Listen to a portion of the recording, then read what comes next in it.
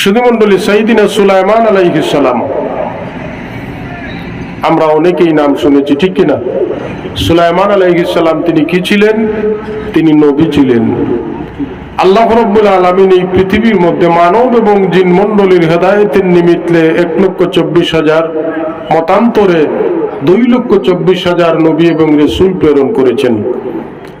প্রায় 2.25 লক্ষ নবী এবং রাসূলদের মধ্যে রাসূলদের সংখ্যা কত? বুখারী শরীফের সূরা আইনি খুলে দেখুন, আল্লামা বদরুদ্দিন আইনি রহমতুল্লাহ আলাইহি লিখেছেন যে এই পৃথিবীর মধ্যে রাসূলের সংখ্যা হচ্ছে মাত্র 313 জন। কতজন? 313 জন। প্রায় 2.25 লক্ষ নবী এবং রাসূলদের মধ্যে রাসূলের সংখ্যা হচ্ছে মাত্র 313 জন। সাইয়্যিদিনা সুলাইমান আলাইহিস সালাম তিনি নবী ছিলেন। এই সুলাইমান নবীকে আল্লাহ রাব্বুল আলামিন এমন রাজত্ব দান করেছিলেন, সুলাইমান আলাইহিস সালাম নিজেই বলেছেন, আল্লাহ রাব্বুল আলামিন আমাকে বলে দিয়েছেন, নবী সুলাইমান জেনে নাও, আমি তোমাকে যে রাজত্ব দান করেছি, লা ইয়ামবাগি লিআহাদিম মিন বাদি, কিয়ামত পর্যন্ত এরকম রাজত্ব আমি আর কাউকেই দিব না। বলুন সুবহানাল্লাহ। সুলাইমান নবী বলেন, আমার আল্লাহ আমাকেও বলে দিয়েছেন, নবী সুলাইমান, এই পৃথিবীর মধ্যে 1 টাকা থেকে শুরু করে লক্ষ কোটি টাকার মালিককে কাল কিয়ামতের কঠিন ময়দানে পাই পাই করে তার সম্পদের হিসাব দিতে হবে। কিন্তু নবী সুলাইমান জেনে নাও, তোমার এত বিশাল সাম্রাজ্য থাকার পরেও আমি আল্লাহ রাব্বুল আলামিন কিয়ামতের কঠিন ময়দানে তোমার কোনো সম্পদের হিসাব আমি নিব না। সুলাইমান আলাইহিস সালামকে আল্লাহ রাব্বুল আলামিন 2টি অলৌকিক মুজিজা দিয়ে পৃথিবীর মধ্যে প্রেরণ করেছিলেন। তার মধ্যে একটি হচ্ছে নবী সুলাইমান সমস্ত প্রাণীদের ভাষা বুঝতেন। বলুন না সুবহানাল্লাহ। একটি পিঁপড়া থেকে শুরু করে একটি হাতি পর্যন্ত কি বলে নবী সুলাইমান আলাইহিস সালাম রাস্তা দিয়ে হাঁটার সময় সব জিনিসগুলি তিনি বুঝতে পারতেন, তাদের সাথে কথাও বলতে পারতেন। বলুন সুবহানাল্লাহ।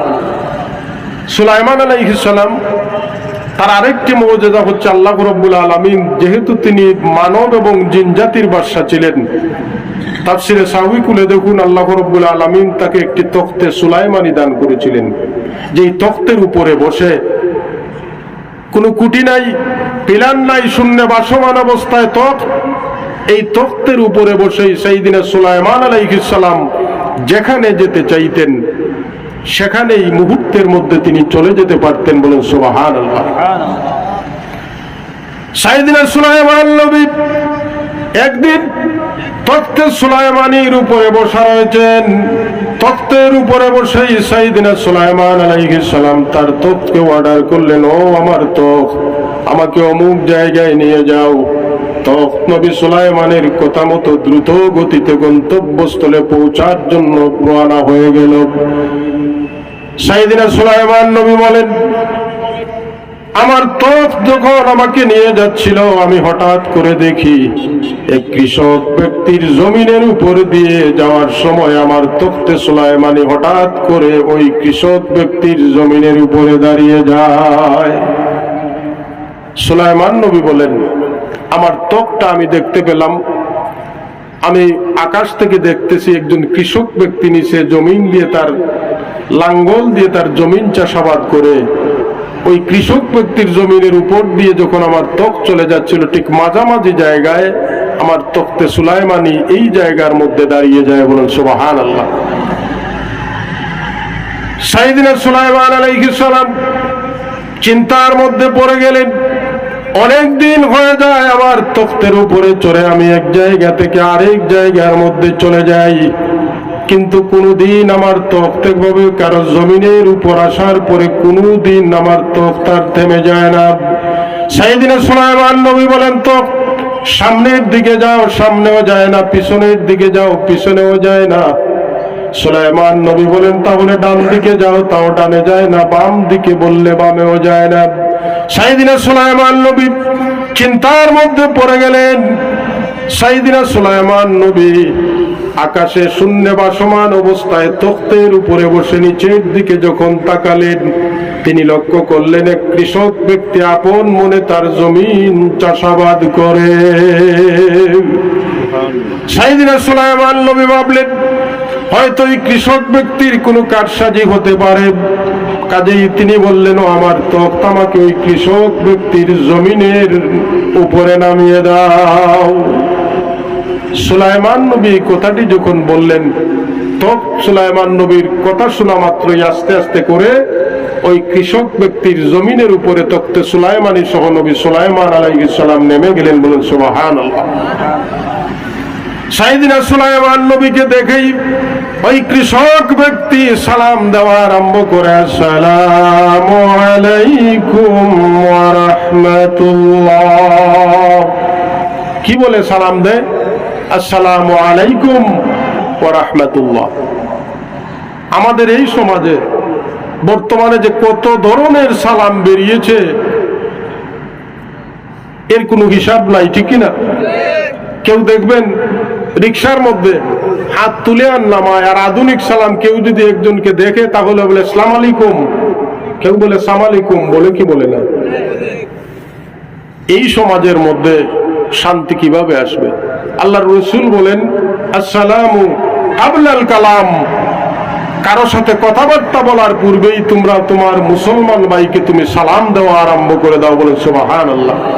সালাম দিতে হবে। রাসূল বলেন, সালাম দাও, আসসালামু আলাইকুম, ও আমার ভাই তোমার প্রতি শান্তি বর্ষিত হোক। ওই ভাই শুনে তিনি বললেন, ওয়া আলাইকুম, আমার ভাই তোমার প্রতি আল্লাহর পক্ষ থেকে শান্তি বর্ষিত হোক। কিন্তু যিনি সালাম দিলেন আসসালামু আলাইকুম আর সালাম আলাইকুম, আর রিকশা থেকে দেখে গাড়িতে বসে টাকি মাছের মতো হাত নামায় আর তুলে কি বলে বুঝাও যায় না, ঠিক কিনা? যিনি সালাম আলাইকুম বললেন তিনি কি বললেন? সাম শব্দের অর্থ হচ্ছে মৃত্যু কামনা করা। আমি আমার ভাইকে বললাম সালাম আলাইকুম, আমার ভাই তোমার প্রতি মৃত্যু অবধারিত হোক। আমার ভাই আমাকে বললেন ওয়া আলাইকুম, আমি একা কবরে যেতে চাই না, তোমাকেও সাথে নিয়ে যেতে চাই, ঠিক কিনা? এই সমাজের মধ্যে শান্তি কিভাবে আসবে? আমি সালাম দিতে গিয়ে আমার ভাইয়ের মৃত্যু কামনা করলাম, আমার ভাইও আমার মৃত্যু কামনা করলো। এই সমাজে ভাইয়ে ভাইয়ে সদ্ভাব সম্প্রীতি মায়া মহব্বত কিভাবে তৈরি হবে? আমরা নিজেই আমাদের বিপদ ডেকে আনতেছি। এতে আল্লাহর কোনো দোষ আছে? কোনো দোষ নাই। কারণ আল্লাহ নিজেই কোরআনের মধ্যে বলেছেন, যহারাল ফাসাদু ফিল বাররি ওয়াল বাহরি বিমা কাসাবাত আইদিন নাস। দুনিয়ার মানুষ এই পৃথিবীর মধ্যে মাটি এবং পানির মধ্যে যা কিছু জলে এবং স্থলে যা কিছু সংগঠিত হচ্ছে সবকিছু হচ্ছে তোমাদের কামাই। সুবহানাল্লাহ। আমরা হাত দিয়ে যা কামাই করি, আমি আমার ভাইকে ইসলাম বলে সালাম দাও, আসসালামু আলাইকুম, আমি সালাম দিতেছি আসসালামু আলাইকুম, কাটিং করে সালাম আলাইকুম দেয় কি দেয় না? এই সমাজের মধ্যে শান্তি কিভাবে আসবে? আল্লাহর রাসূল বলেন, যেই ব্যক্তি পৃথিবীর মধ্যে সর্বপ্রথম এক মুসলমান আর এক মুসলমানকে সর্বপ্রথম যে সালাম দিবে, আল্লাহর রাসূল বলেন তার প্রতি সাথে সাথে করে ৯৯টি রহমত আল্লাহর পক্ষ থেকে নাজিল হয়ে যাবে। বলেন সুবহানাল্লাহ। বাদিউস সালাম বারিউম মিনাল কিবর। আল্লাহর রাসূল বলেন সর্বপ্রথম যেই ব্যক্তি সালাম দিবে সেই ব্যক্তি অহংকার থেকে মুক্ত হয়ে গেল। বলেন সুবহানাল্লাহ। কাজেই আমরা এক ভাই আরেক ভাইকে আগামীকাল থেকে দেখা হলে সালাম দিতে হলে ভালো করেই দিব, আসসালামু আলাইকুম ওয়া রাহমাতুল্লাহ। আসসালামু আলাইকুম, আসসালামু আলাইকুম এই জিনিসগুলি আমাদেরকে বাদ দিতে হবে। সুধীমণ্ডলী, সুলাইমান আলাইহিস সালাম যখন নেমে গেলেন, কৃষক ব্যক্তি তাকে দেখা মাত্রই সালাম দেয়, আসসালামু আলাইকুম ওয়া রাহমাতুল্লাহ। নবী সুলাইমান কৃষক ব্যক্তির সালামের জবাব দিয়ে তার কাছাকাছি চলে গেলেন। কৃষক ব্যক্তির সাথে কুশল বিনিময়ের পরে সাইয়েদনা সুলাইমান নবী কৃষক ব্যক্তির হাতের মধ্যে ধরে ফেললেন, ও আমার কৃষক ভাই, আমার কৃষক বন্ধু, আমি জানতে চাই তোমার জীবনের মধ্যে এমন কোন আমল রয়েছে যে আমলের কারণে আমার তখ্তে সুলাইমানি আজকে আর তোমার জমিনের উপর দিয়ে যেতে চায় না।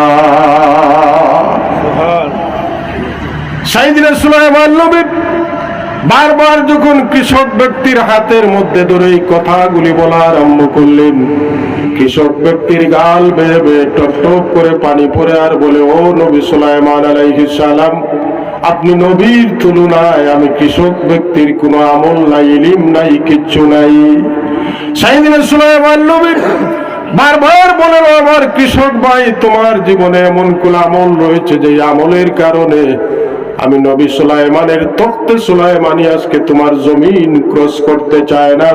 তোমার জমিনের উপর দিয়ে আসা মাত্রই আমার তখ্তে সুলাইমানি হ্যাং হয়ে যায়, সামনেও যায় না, পিছনেও যায় না, ডানে যায় না, বামে যায় না।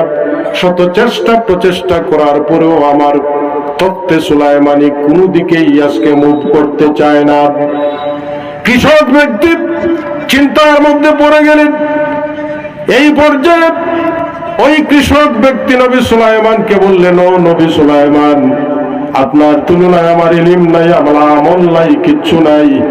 তবে আমি আজকে সকাল বেলায় এসে যখন আমার জমিন চাষাবাদ করতেছিলাম, হঠাৎ করে আমি আকাশের দিকে আপনার দিকে তাকিয়ে দেখলাম আপনি শূন্য বা সমান অবস্থায় তখ্তে সুলাইমানির উপরে বসে কোথাও যেন চলে যাচ্ছেন। আমি মনে মনে আশ্চর্য হয়ে গেলাম, আপনি যে তখ্তের উপরে বসা রয়েছেন, এই তখ্তের নিচে কুটি নাই, পিলার নাই, কিচ্ছু নাই, কিন্তু শূন্যে বা সমান অবস্থায় আপনাকে নিয়ে আপনার তখ্তটি গন্তব্যের দিকে চলে যাচ্ছে। এজন্য আমি আল্লাহর পবিত্রতা বর্ণনা করে আমার অন্তরের অন্তঃস্থল থেকে আল্লাহর কুদরত দেখে আমি একবার পড়েছিলাম সুবহানাল্লাহ।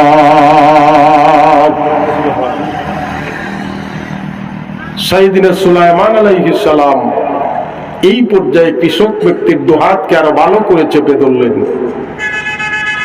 সাইয়েদনা সুলাইমান নবী এই পর্যায়ে ওই কৃষক ব্যক্তির দুই হাতকে ভালো করে চেপে ধরে বললেন, আমার কৃষক বন্ধু, আমি তোমার কাছে একটা আবদার করতে চাই। আমি নবী সুলাইমান আমার জীবনের এই পর্যায়ে এসে তোমার কাছে একটি অনুরোধ করতে চাই।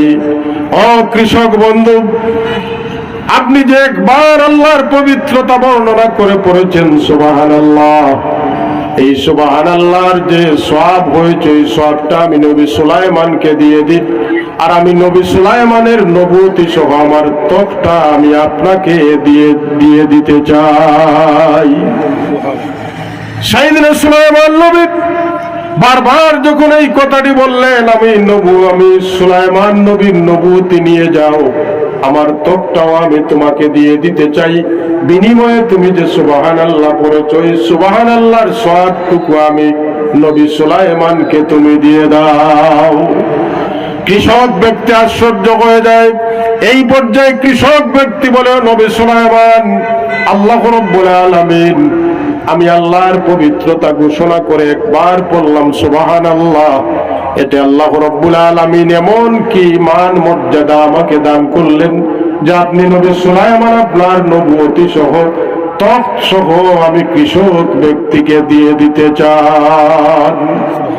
সাইয়েদনা সুলাইমান নবী এই পর্যায়ে বলেন, কৃষক বন্ধু, জেনে নাও, তুমি যে আমার তখটাকে শূন্য বা সমান অবস্থায় দেখে আল্লাহর পবিত্রতা ঘোষণা করে অন্তরের অন্তঃস্থল থেকে একবার পড়েছ সুবহানাল্লাহ, আল্লাহ রাব্বুল আলামিন তোমার প্রতি খুশি আর রাজি হয়ে আমার মতো ৮০,০০০ সুলাইমান নবীর মর্যাদা তোমার আমলনামায় লিখে দিয়েছেন। সুবহানাল্লাহ। অন্তরের অন্তঃস্থল থেকে ওই কৃষক মানুষ একবার সুবহানাল্লাহ পড়ার কারণে আল্লাহ রাব্বুল আলামিন তার আমলনামায় ৮০,০০০ সুলাইমান নবীর মর্যাদা তার আমলনামায় দিকে দিয়েছেন। চিৎকার করে বলুন সুবহানাল্লাহ। শুধু মণ্ডলী, কাজেই সব সময় আল্লাহর পবিত্রতা ঘোষণা করতে হবে, আল্লাহর পবিত্রতা বর্ণনা করতে হবে। আল্লাহর পবিত্রতা এবং শুকরিয়া যত মানুষ পৃথিবীর মধ্যে আদায় করবে, ইহকালীন শান্তি যেমনি ভাবে পাবে, পরকালীন মুক্তির পথ তার প্রশস্ত হয়ে যাবে।